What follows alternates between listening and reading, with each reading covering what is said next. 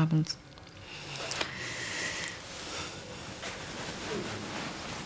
Nice meeting. Helena, you've done 3 Forster films with Merchant Ivory, Howard's End, Room with You and Morris. Which was your favourite character? I mean, people say that I was in all 3, but I think I've got to get something straight there. With Morris, it was like almost by default. It was like they needed somebody to say a line. They didn't have some equity member, and I was actually visiting a friend and doing hair, and they just grabbed me and put me in, in a dress, which in a strange way was actually a prelude to my favourite character, which was Helen Schlegel in Howard's End, because I'd only done A Room with a View, and A Room with a View I loved, but I was in my own Forsterian muddle. I mean, I didn't really know what I was doing. With Howard's End, I just loved, in a way, she was more of a character part. I was just more fond of that character. And she was somebody who was, I mean, I loved her, the fact that she was all action. I remember an impulse and passionate and pretty flawed. I mean, she's utterly thoughtless, but nevertheless quite appealing. And I think there's also something that I found funny. I always find fanaticism funny. I mean, it's disturbing too, but sometimes when people are so single-minded, I always found that sort of, I found that humorous in some level. But that character I remember really embracing and really loving. And I remember reading the book. I remember him being, I think he described Helen all in, all the verbs that he applied to her were like extreme. It was like she never entered a room, she ran into the room, or she flung herself on the sofa, or she did, So I loved her. But she was very inextricably and entwined and defined by her sister and her relationship with her sister. And I remember I'm remembering, I remember.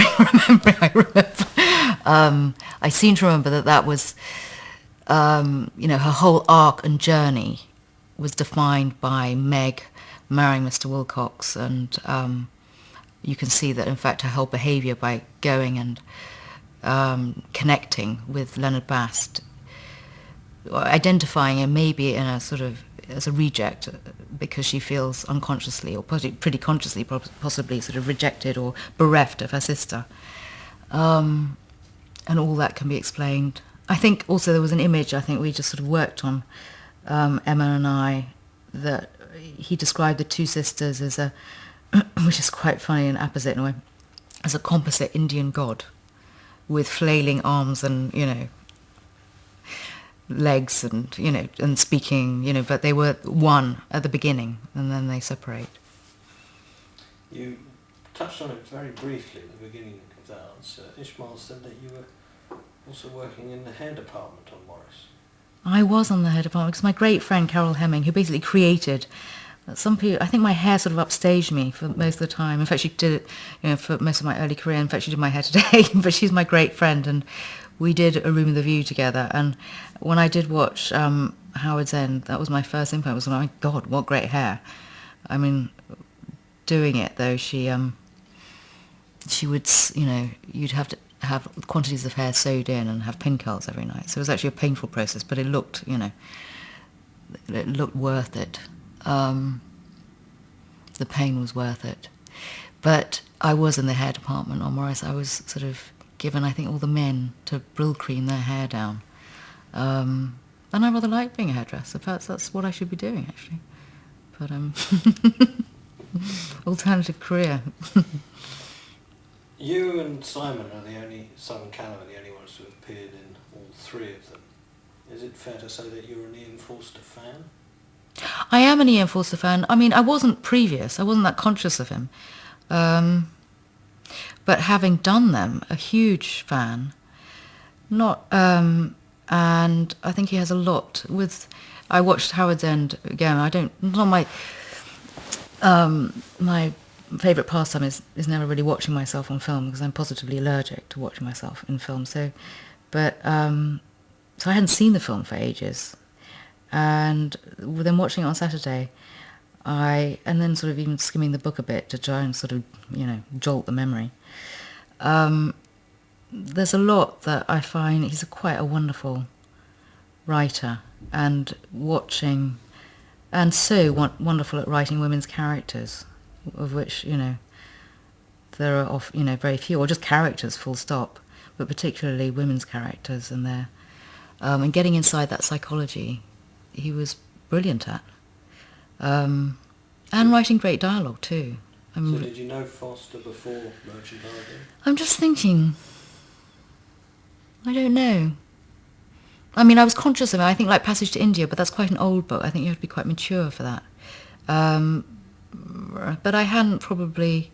I think I read The Longest Journey at school or something, but I hadn't really sort of connected with him, as it were. Watching like Howard's End, I realised that there was... And I think at different times of your life you connect with different bits, and looking back on it and watching, what I didn't get from when I was doing it was the whole emphasis on legacy, and that the Wilcox character leaving her house, and the importance of it, and making a connection, a personal connection with somebody. And looking back on it, I see that, I remember when I did it, I went back to my grandmother's letters, because I realised that my grandmother was exactly the same age as she would have been, as Helen Schlegel would have been. I mean, she was like the real version. Helen Schlegel was her fictional, contemporary. And so I had my own atavistic, or my own sort of response, ancestral response to the piece, which was very, appropriate, because it's so much about that. But I didn't realise it at the time. You touched on it in your first answer.